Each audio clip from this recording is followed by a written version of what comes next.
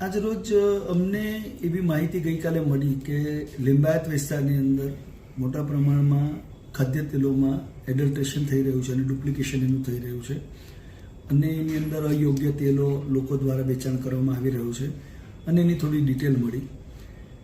એક જાગૃત નાગરિક તરીકે અને એક વેપારી એસોસિએશન રીતે અમે લોકોએ નક્કી કર્યું કે આપણે એ બાબતમાં ઘટતું પગલાં લેવા જોઈએ, જેથી ડીસીપી ઝોન 2 ભગીરથ સાહેબને, ગઢવી સાહેબને અમે સંપર્ક કર્યો અને સાહેબે વાતની સંવેદનશીલતા જાણી અને તરત જ અમને કહું કે આ બાબતમાં જે કોઈ સપોર્ટ જોઈશે એ અમે પ્રોવાઈડ કરશું.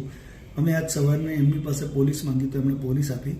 સાથે જ લિંબાયતના પીઆઈ શ્રી પઢેરિયા સાહેબ, એમણે પણ ખૂબ સારો સહકાર આપ્યો. એમણે પણ ત્યાંથી અમને લોકલ પોલીસ આપી અને જે કાયદા પ્રમાણે જોગવાઈ છે એ પ્રમાણે પોલીસને લઈ અને અમે જે તે વેપારીનું નામ મળ્યું તો એને ત્યાં તપાસ કરવા ગયા અને તપાસ કરવા જતાં ઘણી જગ્યા પર ગફલત માલુમ પડી.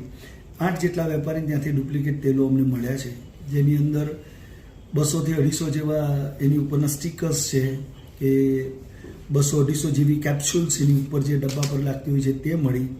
લગભગ 50 થી 60 ડુપ્લિકેટ ડબ્બા પણ મળ્યા છે, જે લિંબાયત પોલીસ સ્ટેશનમાં પોલીસે પોતાના કબજામાં લઈ અને આગળની કાર્યવાહી હાથમાં ધરી છે. જે લોકો ગ્રાહક છે એ લોકોને ઓરિજિનલ અને ડુપ્લિકેટ ડબ્બા વચ્ચે કઈ રીતે ફરક સમજાવવો જોઈએ? જો આપ સામાન્ય નાગરિક તરીકે આ બધાની ફરજમાં પણ આવે છે અને હું આપના માધ્યમથી ખૂબ મને આનંદ થશે જણાવતા માટે, કોઈ પણ ગુજરાતની અંદર ખાદ્ય તેલનો નવો ડબ્બો જે આપ ભરવા માટે, ખાવા માટે નવો ડબ્બો લો છો, એની અમુક સાઇન છે. તમે સામાન્ય તકેદારી રાખશો તો ક્યારેય છેતરાશો નહીં. લોકો ડુપ્લિકેટ કરે, પરંતુ જે કોઈ નવા ડબ્બા ધારો કે કોઈ પણ બ્રાન્ડના આવતા હોય, આ હું અહીંયા મારી પાસે એક ડબ્બો છે તિરુપતિનો, પણ હું આ તિરુપતિ એકલાની નહીં, ફોર્ચ્યુન, ગુલાબ, વિમલ, કોઈ પણ સ્ટાન્ડર્ડ બ્રાન્ડની જે ગુજરાતમાં વેચાય છે એની વાત કરું છું, એની અંદર આ રીતે એમ્બોસ પ્રિન્ટ આવે. જે બ્રાન્ડ હોય એ બ્રાન્ડનું એમ્બોસ પ્રિન્ટ આની અંદર હોવું જોઈએ. અહીંયા ગુલાબ હોય તો ગુલાબનું હોય, દરેક કંપનીનું એમ્બોસ પ્રિન્ટ હોવું જોઈએ, આ હોવું જોઈએ. બીજું કે એની ઉપરની જે કેપ્સ્યુલ છે, અહીંયા જરા ફોકસ કરજો, આ કેપ્સ્યુલ છે. જે ડુપ્લિકેટ ડબ્બા હોય, કેપ્સ્યુલ ઓરિજિનલ ન હોય તો આને ઘસવામાં આવે તો વચ્ચે જે નામ લખેલું છે, ભલે તે ગુલાબ લખ્યું હોય, ફોર્ચ્યુન લખ્યું હોય, ગમે તે લખ્યું હોય, તો એ નામ નીકળી જાય. ઓરિજિનલ ડબ્બાની અંદર આ નામ નહીં નીકળે. એટલે કે ડબ્બો ડુપ્લિકેટ કરવાવાળા. અને ત્રીજી વસ્તુ, જ્યારે આપ ડબ્બાને જુઓ તો ડબ્બાના ફિનિશિંગ પરથી જ આપણને ખ્યાલ આવી જશે કે આ ડબ્બો રીપેક થયેલો છે, ફ્રેશ છે. ફ્રેશ ડબ્બાનું ફિનિશિંગ આખું અલગ જ આવતું હોય, એની ચમક અલગ જ આવતી હોય.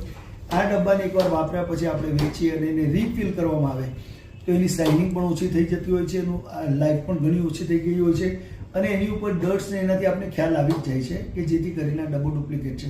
એટલે ખાસ મારા ગ્રાહક મિત્રોને કહેવું કે જ્યારે પણ કોઈ પણ ડબ્બો ખરીદો, કોઈ પણ સ્ટાન્ડર્ડ બ્રાન્ડ હોય, એમના ત્યાં ટીન્સનું મેન્યુફેક્ચરિંગ ઇનહાઉસ હોય તો એની અંદર આ પ્રકારના એમ્બોસ હોય, કોઈ પણ બ્રાન્ડ હોય તો એની અંદર ચેક કરીને જ લેવું. એમ્બોસ પ્રિન્ટ ના હોય તો એ ડબ્બો ઓરિજિનલ નથી એવું લગભગ માની શકાય છે. શું કોઈ કંપની જૂના ડબ્બામાં તેલ ભરીને આપે છે? બ્રાન્ડેડ કંપનીઓ મોટાભાગે જૂના ડબ્બામાં તેલ ભરી નથી આપતી. તેલ જે જૂના ડબ્બા છે અહીંયા લોકલ ટેનિંગ પ્લાન્ટવાળા ભરતા હોય છે. બ્રાન્ડેડ કંપનીઓ ક્યારે પણ રિફિલ એ નથી કરતી હોતી. એ લોકોના ત્યાં નિયમ જ છે ટીન પ્લેટ મંગાવ્યા પછી, કારણ કે આઈએસઓના નોર્મ્સ પ્રમાણે એ લોકોએ ફૂલ હાઇજીન મેન્ટેન કરવું પડે.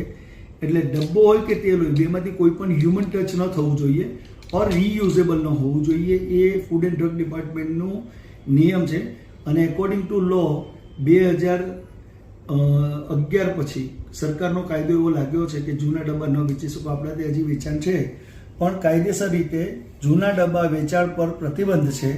એટલે કોઈ પણ જે સ્ટાન્ડર્ડ કંપની છે એ જૂના ડબ્બામાં લેબલ લગાડીને ન આપતા